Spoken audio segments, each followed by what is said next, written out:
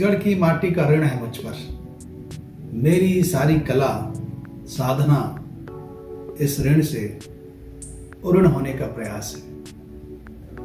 दाऊ रामचंद्र देशमुख। दाऊ रामचंद्र देशमुख ने छत्तीसगढ़ की माटी के ऋण से मुक्ति का जो सफल प्रयास किया, उसका प्रतिफल है चंदैनी गोंदा।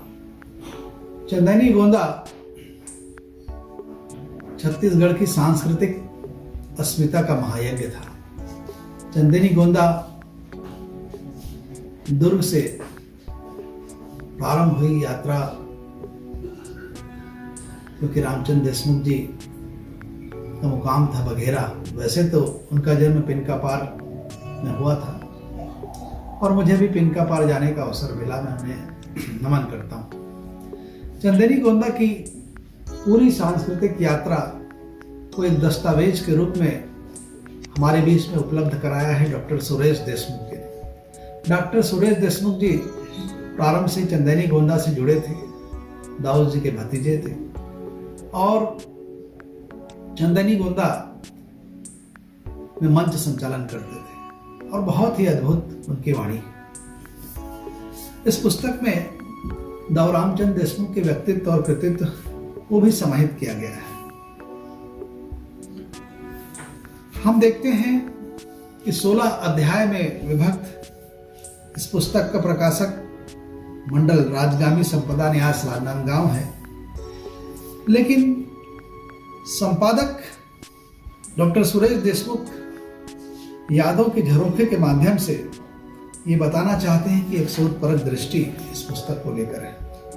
16 अध्याय के प्रथम खंड में दाऊ रामचंद्र देशमुख के व्यक्तित्व पर प्रकाश डाला गया है और विभिन्न अध्याय गंगोत्री से त्रिवेणी तक इसमें छत्तीसगढ़ी नाचा का क्रमिक विकास है। चंदैनी गोंदा क्या है, एक बहुत अच्छी रेडियो वार्ता का यहाँ लेखांकन है।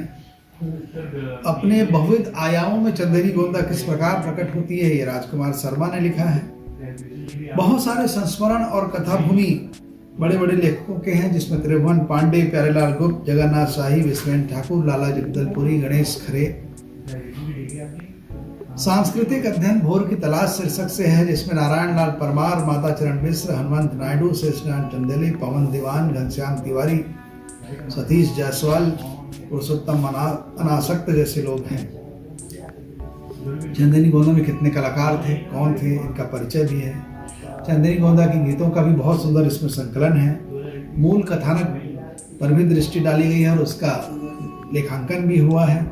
और कुछ सर्जनाएं और भी जो चंदैनी गोंदा के आसपास की थी, जैसे कारी, देवार डेरा, एक रात का स्त्री राज या नाचा देहाती मंडल की स्थापना,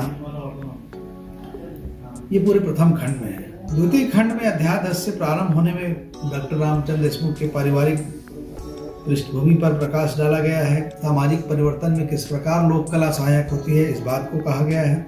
और बहुत सारे दुर्लभ पत्र, करीब 19 दुर्लभ पत्रों का संग्रह है जो रामचंद्र देशमुख को मिले थे या रामचंद्र देशमुख ने लिखा था।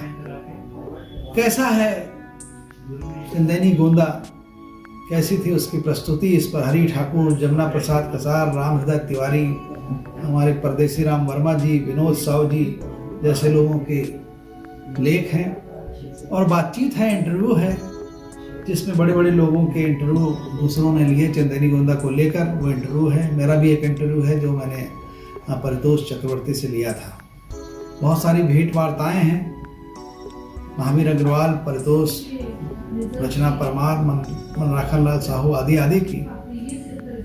और एक संपादक से लंबी बातचीत वीरेंद्र बहादुर सिंह ने की है चंदैनी गोंदा के बारे में।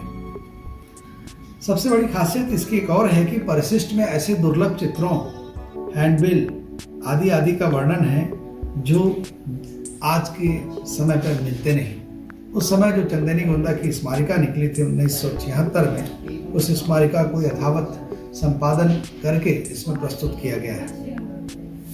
जिस प्रकार छत्तीसगढ़ी नाचा का क्रमिक विकास हुआ और चंदैनी गोंदा ने, मैं तो मानकर चलता हूँ कि सोए हुए छत्तीसगढ़ी मनुष्य को जो जगाने का काम चंदेरी गोंदा ने तत्कालीन समय में किया था, वही सांस्कृतिक यात्रा, वही गीत, वही कथानक, वही नृत्य और जो उसके भीतर की जो आत्मा थी जिसने झकझोर दिया छत्तीसगढ़ियों को, उसी ने छत्तीसगढ़ी मनुष्य को छत्तीसगढ़ राज्य के निर्माण के लिए प्रेरित किया।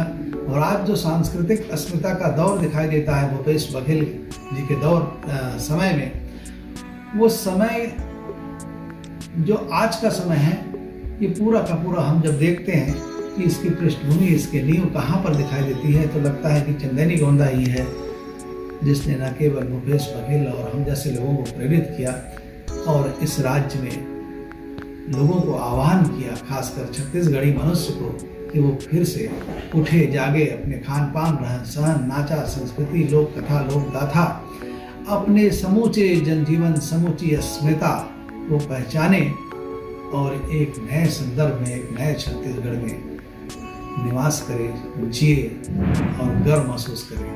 आज जो गर्व महसूस होता है कि हम छत्तीसगढ़िया हैं, हम सब ले बढ़िया छत्तीसगढ़िया हैं, सब ले बढ़िया छत्तीसगढ़िया बनने का एक बड़ा उपक्रम था चंदेनी गोंदा। आप पढ़ सकते हैं।